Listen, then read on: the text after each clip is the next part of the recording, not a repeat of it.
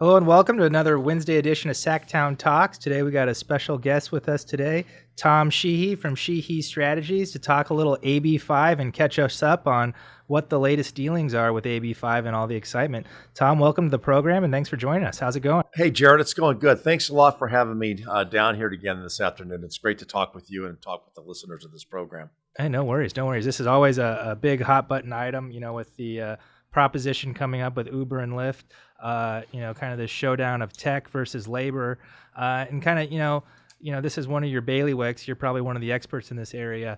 Can you give us kind of a little background on AB5, kind of where it came from, and what's it all about? What is AB5? Sure. So thanks for asking, Jared. This AB5 labor issue really started a couple years ago in the summer of 2018. When the California Supreme Court issued a decision known as the Dynamex decision. Some people refer to it as Dynamex, but I think the correct pronunciation is Dynamex.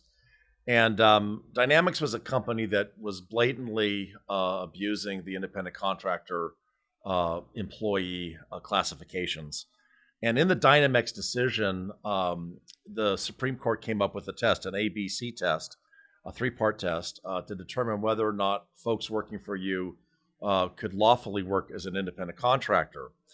The original ruling in the summer of 2018 only applied to Industrial Welfare Commission wage orders. So it covered things like the payment of minimum wage, the working overtime compensation, 40-hour work week, those types of things. It did not include the rest of the labor code, which deals, of course, with collecting payroll taxes, unemployment insurance, the need for workers' comp, paid sick leave, and all the types of benefits that we associate with a W-2 employee. So Lorena Gonzalez, who your listeners know, of course, she chairs the Assembly Appropriations Committee, and she's from the San Diego County area of the state. She introduced legislation in January of 2019, so the following January, AB5, and most of your listeners, of course, are familiar with AB5. That's what we're talking about. That bill was sponsored by the California Labor Federation, and what AB5 did is it did two things, really. It codified the Dynamex decision from the summer of 2018, put it into statute, but at the same time, and perhaps more controversial, I should say, is it expanded the Dynamex ruling to cover all of the labor code as well. So this now brought in unemployment insurance, paid sick leave, the collection of payroll taxes, workers' comp, all of the various things that I mentioned a moment ago. So that bill got everybody's attention here in Sacramento because it was going to really have a major impact on the state's economy and on employers here. And then, that brings us forward to this year. If you want to talk a little bit about what happened this year, AB5, of course, was passed and the governor signed it right away. Let's I guess kind of take a step back. So prior to this court decision, I guess what was the rule of the land? Like, what distinguished what an independent contractor was and an employee? Thanks for asking. So before the 2018 decision, Dynamex, the labor laws were employee classification was covered by the Borrello test, and Borrello was another case that made it all the way to the Supreme Court. The Borrello test has 11 moving parts to it rather than just 3, and has generally been deemed to be more flexible than the ABC test. The big problem with the ABC test is the middle prong. I mean, the first one says, in the ABC test, it says if you're an independent contractor, you have to be able to work independently of the entity employing you. They can't dictate what time you come to work or how many hours a day you work or what tools you use. The third prong says that, or the C prong says that this is an activity that you're customarily engaged in. So there's not much of a problem with the A or C part of the test. It's the B prong that says that as an independent contractor, the services that you provide must be outside of the scope of the regular work of the entity hiring you. And that's what's caused so much problem. So under the Borrello test, which you asked about, Jarrett, it was more flexible, and it didn't have this B prong problem that the ABC test has, and this is what's caused all the concern, in the California economy. I guess my next question was, I think you kind of partially answered that in your first part, was I never understood as if the California Supreme Court came out and they have these two tests, why was it necessary to codify the Dynamex decision? Well, it wasn't. If you talk with different lawyers, different lobbyists, different members of the legislature, you'll get different answers. I mean, the Dynamex decision was a fairly narrow decision. And the business community could have taken the position, the business community in California could have taken the position of simply litigating every matter where it was being challenged. But instead, what the sort of general business community did in Sacramento is they rallied around AB5 and they started working with Lorena Gonzalez seeking carve-outs. Right. And by carve-outs, what we mean is you're still subject to employee classification laws, but now you're working under the Borrello test rather than the ABC test with that difficult B prong. And in the original bill, there were a number of entities that got carve-outs. I mean, you got insurance agents and the insurance agency, real estate agents, doctors, other professionals got these carve-outs. But there was a long list of entities that were being impacted by the ABC test that didn't get those carve-outs, which is why we had more legislation this Yeah, year. so like as I recall, the end of the year happens, AB5 passes, it's signed into law, the end of the year happens, and all of a sudden Twitter explodes, and we're seeing all these journalists just panicking, freelancers panicking, because they're losing their jobs, and we just are seeing all this kind of panic on Twitter. I guess, can you kind of tell us about like who got these carve-outs and who didn't, and kind of who was really affected, I guess, this year in coming back and needing to see carve-outs? So quite a bit happened this year as a result of AB5 being signed into law and all of the activity that happened over the fall and the winter, or I should say the fall of 2019. There were over 40 bills that were introduced in January and February in the legislature. Probably about 30 of those were introduced in the Assembly, and about 10 of those bills were introduced in the Senate, mostly by Republicans. There were a handful of Democrats, including the original AB5 author, Lorena Gonzalez. All of those bills were targeting different elements of the state's economy, different types of jobs, like everything from athletic coaches to recording artists, to address problems that the ABC test was creating. I had a client, I was successful in getting a client some amendments at AB5 when that bill was actually moving through the legislature. And some labor lawyers noticed that and started working more closely with me. And as a result of that, I had another client this year. These were sign language interpreters and real-time captioners that worked with the deaf and hard of hearing community. They had the same problem that many others had, in that in the sign language world and the real-time captioning world, working with the deaf, there's been a long history, custom, and practice of these folks providing those services as independent contractors. And there are a lot of other professions in the state that have the same problem. The music industry particularly was having this problem. When I was on here in January talking with your predecessor, I made the comment that AB5 could kill the live music industry, because if I was a band leader and I needed to hire a saxophone player for a gig, and one gig, I'd have to make him an employee under AB5. So there were a lot of problems like this. And so all of these bills were introduced as one-offs to try to solve these problems. It's no surprise to you, Jared, as an experienced advocate, that every single Republican bill failed to either get a hearing or failed to pass. And when the dust settled, we were really left with just two authors, and that was Lorena Gonzalez and Senator Jerry Hill. Well, I think Kevin Kiley added a lot of Twitter followers off his efforts, nonetheless. Okay. Kevin definitely motivated people, but it didn't do much. Right. So I guess, as the dust settled, here we are in September, legislature shut down, bills are on governor's desk. What bills made it to the governor's desk this year on this topic? Well, there was one particular entry that I think might be interesting to the listeners. By the time we got to May, it was clear that most of the bills that were introduced by Republicans in the Senate and the Assembly, as I said, either weren't going to get a hearing or weren't going to pass. But many of us, including myself, on behalf of my client, the language access professionals, we were eyeing SB 900. Jerry Hill, who was, of course, has chaired the Labor Committee in the Senate for some time, was viewed as an author who might be easier to work with on some of these issues than Assemblywoman Gonzalez. I'm not sure that ultimately ended up being true, but he was viewed that way. And so a lot of folks, myself included, were working with the Senate Labor Committee, the consultants, and with Senator Hill. In a pretty strong power play, Senator Hill was not able to get his own bill out of the Labor Committee. which he chairs. He's the Wow. chairman of that committee. You don't see that often. You know, in my 20 years of doing this, I've only seen that happen 3 or 4 times. So it's very rare that the chairman of a committee can't get his or her bill out. In this case, it's simply because the California Labor Federation and other elements of organized labor made it clear that they did not want to see that bill proceed. And so Senator Hill realized before the hearing he didn't have the votes, and so he pulled that bill. When that happened, I thought, well, okay, so we're going to work more closely with Lorena.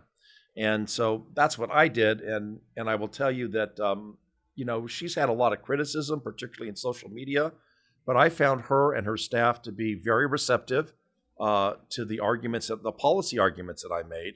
And they were perfectly willing to hear my client and me out and to analyze and review our language. And in the end, Lorena Gonzalez agreed to take a number of amendments, particularly in the referral agency section of AB 2257.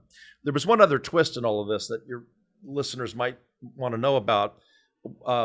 Ms. Gonzalez introduced 2 bills this year. It was AB 1850 and AB 2257. Right. Both of those bills passed to the Senate. 1850 was a more comprehensive cleanup bill in a way to AB 5, and 2257 was more specifically targeted at musicians, the recording industry, removing the cap on periodical submissions, and so on. And 2257 had an urgency clause in it, while 1850 didn't. In the end, 1850 was amended into 2257 because, as you know, Jared, there were so many bills that got waylaid as a result of COVID. They didn't have the time or the bandwidth to deal with 2 vehicles. And so the contents of those 2 bills were combined in the Senate Labor Committee. And 2257 ultimately was passed almost unanimously. Even though many legislators still aren't in love with this law, they realized that 2257 was going to do a lot of good. I'm very grateful to Assemblymember Gonzalez that she worked with my client and me, and we got the amendments that we needed in the referral agency section of that bill, and the governor signed that bill on September 4th. So, you know, as we know, because Willie Brown was able to write his column. So. Yes, the long arm or the long shadow Willie Brown is still cast over the state capitol. So, but I will tell you that, you know, I think that there's been a lot of improvements to the law since it was originally signed last year, but I think there's more work to do. And I think we're going to see more legislation in the labor area next year dealing with this issue. I think there are still companies out there and some industries out there that haven't fully digested the impact of AB 5 on their operations. And I think as they do that, or as they get audits from the EDD and get assessed and so on, I think we're going to see still more requests for further refinements to this law. I think that's definitely coming at us. You know, I guess one of the things that maybe you can help us understand, and maybe a lot of people don't, know this out there because maybe many people are employees or don't run businesses. You know, what's the big deal about classifying someone as an employee rather than an independent contractor?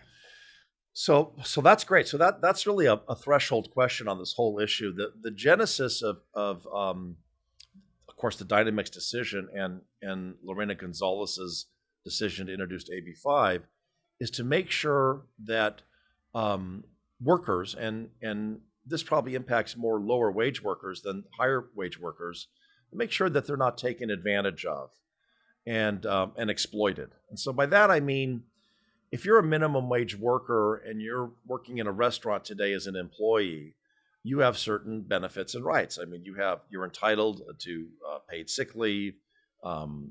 You are part of the unemployment insurance system. Your employer withholds payroll taxes, which are remitted to EDD. You have that coverage in case you're laid off. If that employer decided to let you go and then try and hire you back as a, quote, independent contractor, now all you have is your contract agreement with that employer and the wage they agree to pay you, and you don't get any of the other benefits of being an employee. And it's true that there's been a lot of abuse of employee classification laws over the years. I think many feel that AB 5 was an overreach to fix that problem, but nevertheless, AB 5 was absolutely seeking to address a legitimate problem in the workplace. Because it was a one-size-fits-all solution, it caused the need for a lot of subsequent follow-up legislation, which of course is what we've been seeing. But I think if you talk with labor, you talk with Ms. Gonzalez, she would point out that there were a lot of laborers in California that were being taken advantage of, classified as independent contractors when clearly they didn't have the ability to work independently, and they were really working as an employee, and they didn't have any of the protections that California provides W-2 employees. So that's really the genesis of it. When I hear these issues and I think, wouldn't a simple solution be just to come up with some sort of threshold, salary or income? If you make above a certain income, then we don't need to worry about this. But if you're making below a certain threshold, then, maybe this is something that needs to be concerned. Have you ever heard that talked about or thought about? Yeah, definitely. So in the summer of 2019, I was representing a company called Great Potential, which runs tutoring services in the state of California and a number of other Western states.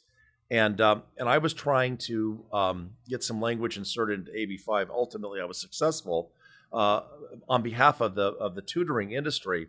And the first question that came at me from Assemblywoman Gonzalez's office was, what is their average rate of pay? And, and is that a multiple of minimum wage? In the case of the tutors, they were making on average 2.5 to 3 times the California minimum wage. And that is important because as laborers and workers move up the income scale, the types of abuses we're concerned about with employee classification become less of an issue. The folks that are the most vulnerable, the folks that are making minimum wage or maybe a couple of bucks over minimum wage. So yeah, I think the level of pay matters. The other thing is that it's not always tied to education, but it's usually tied to education or training. Like, if you've gone into an apprenticeship to become a plumber or electrician or some other trade, you're developing a special skill. Or if you go the university route and you end up getting a degree in accounting or some other subject that allows you to come to the workforce as a professional, you're going to be earning a multiple way above minimum wage, and you're just not going to be as vulnerable as the lower wage folks are. So I think that that's definitely been a big factor and a big motivator in all of this is where do you stand sort of in the socioeconomic ladder of everything? Right. I guess one of the big things we saw last year was the battle between, the new tech gig companies, Uber, Lyft, the meal delivery services coming in this because, basically, there's a feeling that a lot of the people who are, working with these companies on the apps are, making less than minimum wage. Right. And so, that's been a real focus. Of course, they filed an initiative. It's qualified for this November ballot. Yeah. I guess how is that initiative looking? Have you seen polling?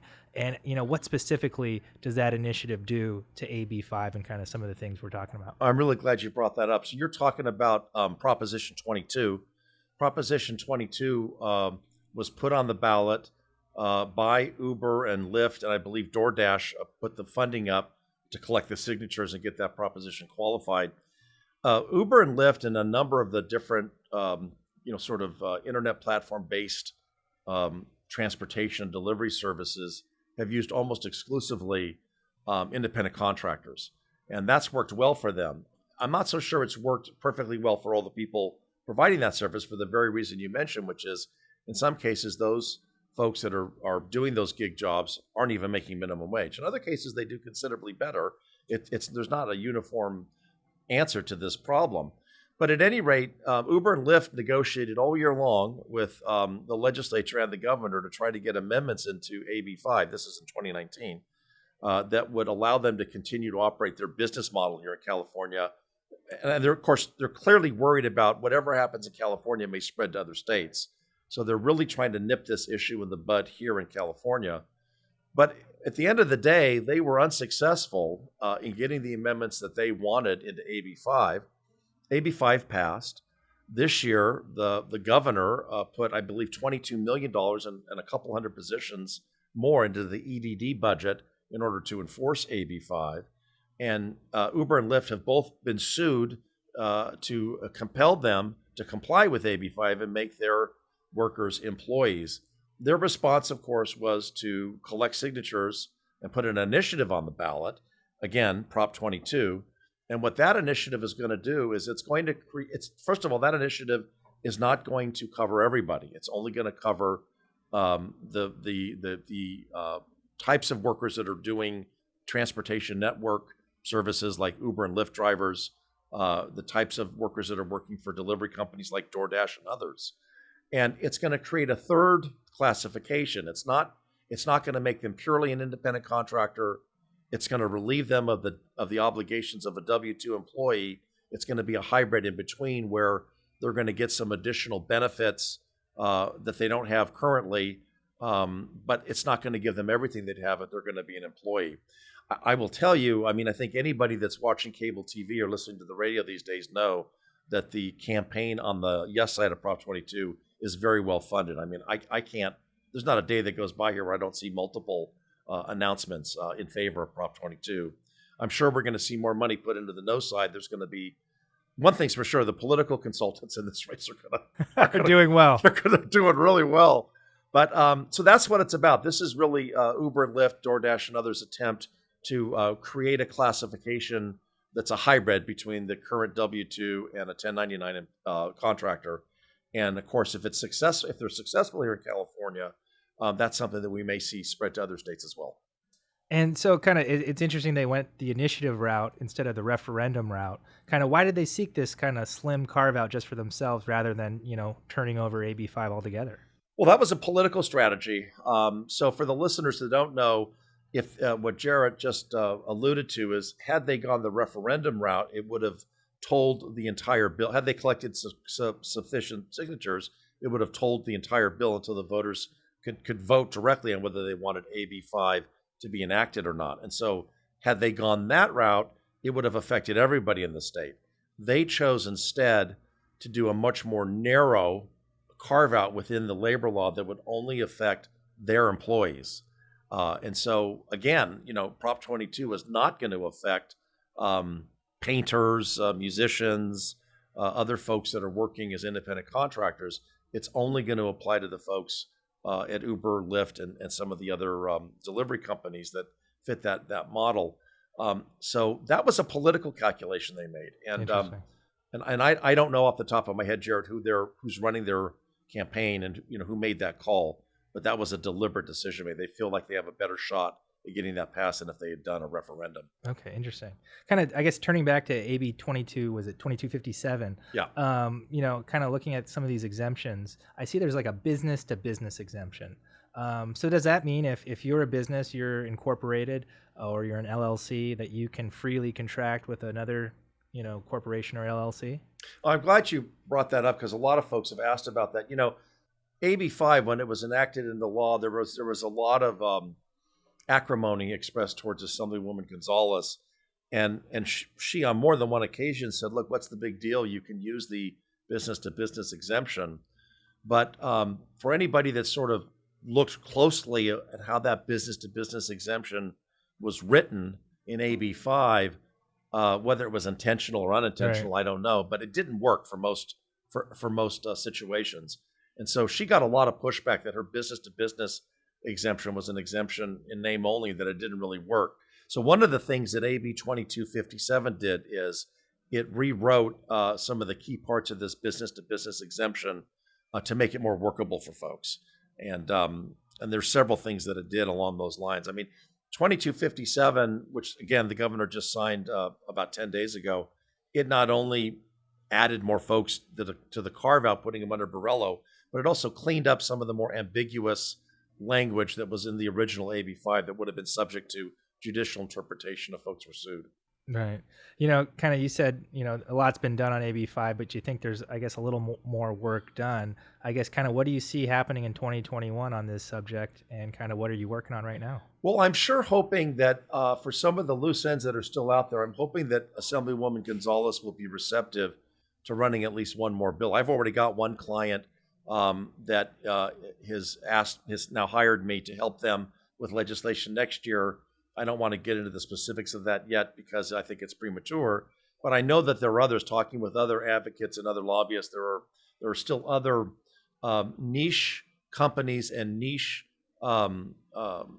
industries in California that are still exposed to AB 5 and that have a very legitimate reason and need to have independent contractors be part of the mix on how they deliver services.